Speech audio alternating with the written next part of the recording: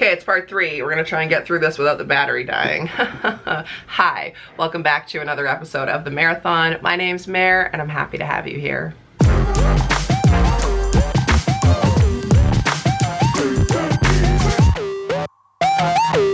Life's not a sprint, it's a marathon. Lace up and subscribe today. This is part 3 of like the things that I've learned in the year since my husband passed away. I hope that you've enjoyed parts 1 and 2.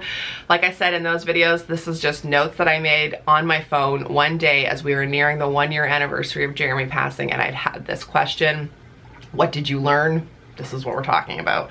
So we're just gonna finish up. Rather than this being a giant long video, I decided to put it into 3 parts. I got a lot of questions about how can I help someone who has gone through loss, someone who's lost a child, lost a spouse, lost a brother, etc.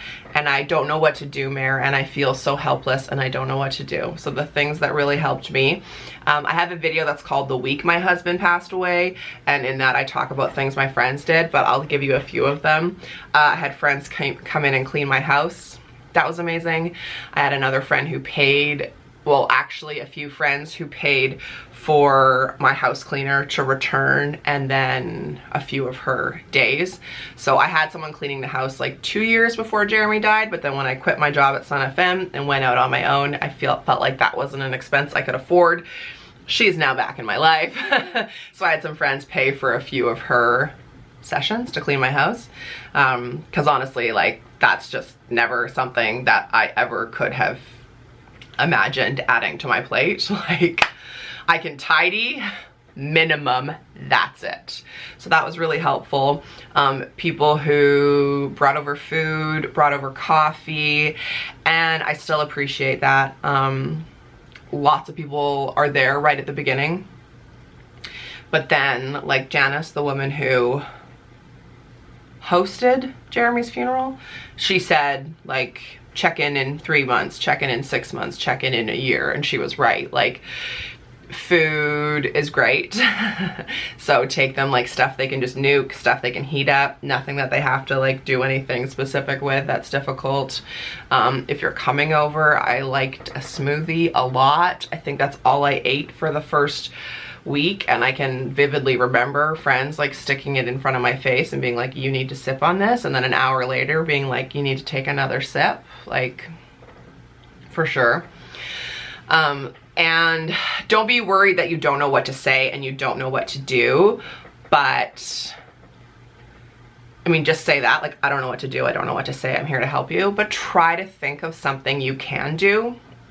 Go and watch that previous video of mine, because it's really hard when you're the person who has lost someone, like being a widow, and people saying like, just let me know if you need anything. I'm never going to take you up on that, ever. Like, just let me know.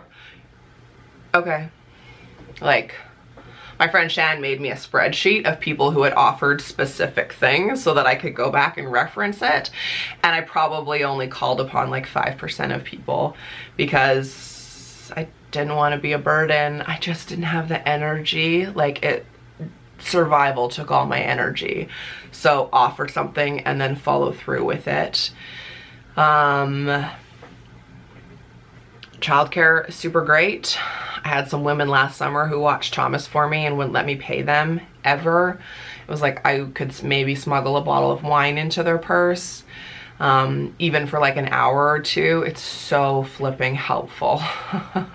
People who offered to do my groceries, people who offered to just take Thomas so I could nap. That was amazing. So I got that question a lot.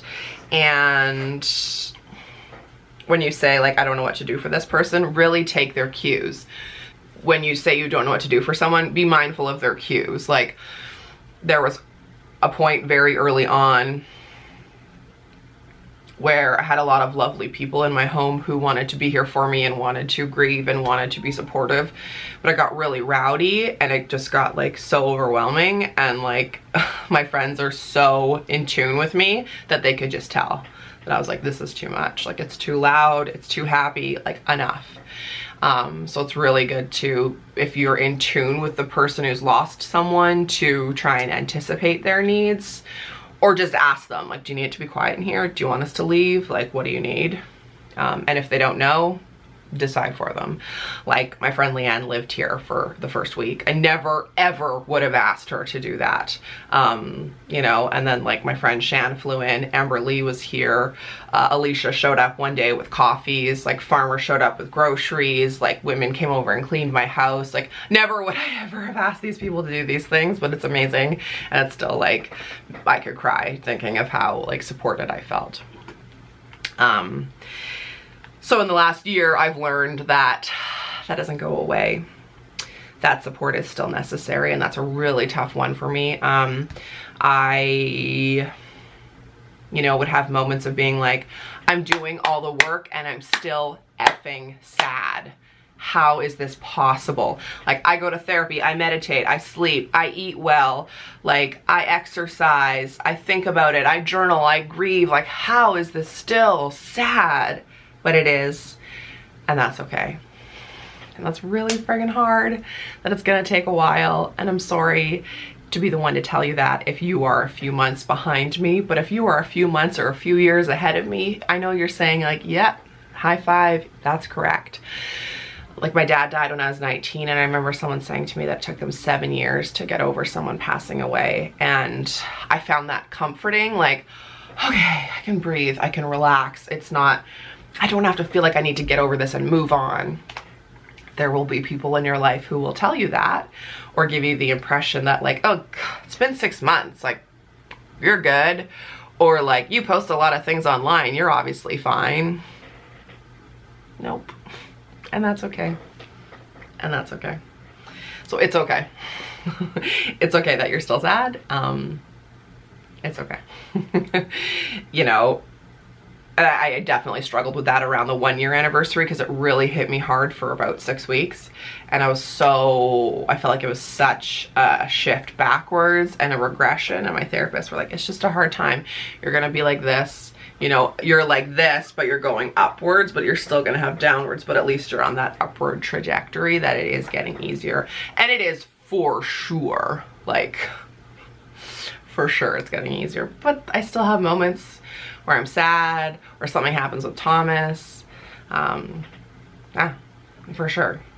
I'm sure this was like my wise therapist telling me this. I'm pretty sure it was. I think I can actually picture her and like what she was doing in her hand motions, movements. But learning that you can be sad and you can find joy at the same time was a really internal struggle lesson for me.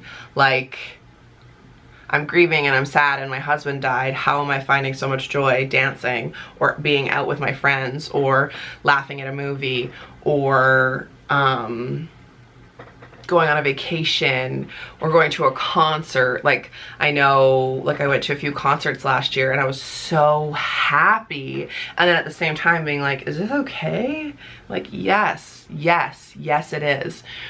I feel like it's a secondary, like another loss. If you lose someone and you're grieving over them, but then you choose to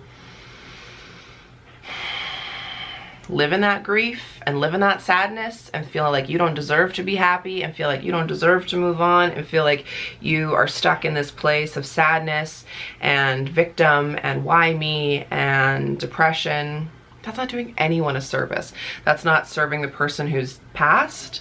That's not serving you or your future self or your children or your friends or your community or the potential of people to come into your life. There's like 0% of me that thinks that Jeremy would want me to be sad. Like, I think that if he is, you know, I totally believe that sometimes he's around and sometimes he's watching. I think he would be gutted to see how upset I am and how upset Thomas is and his family is. Like, I don't think he died hoping that we would all suffer for the rest of our lives. I don't think that. And I think that two things can be true at once. And this is what my therapist taught me, is like, you can be grieving and you can also find joy.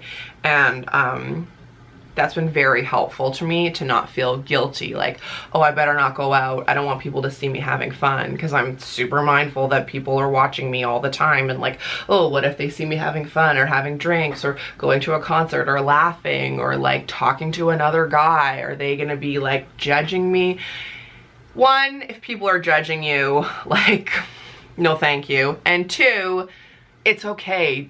One thing can be true and the other thing can be true, because what would that be serving if Jeremy passed away and then I was supposed to just be sad widow for the rest of my life?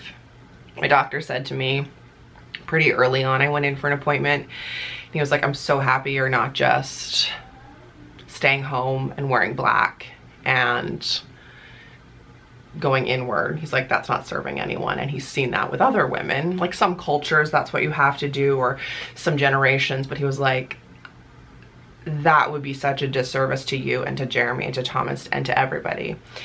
So whether you've been through, like, someone in your life has passed away, or you've like gone through a divorce or something traumatic, or, you know, raising a child with special needs, like, I get it, like, there's a lot of shitty things that happen.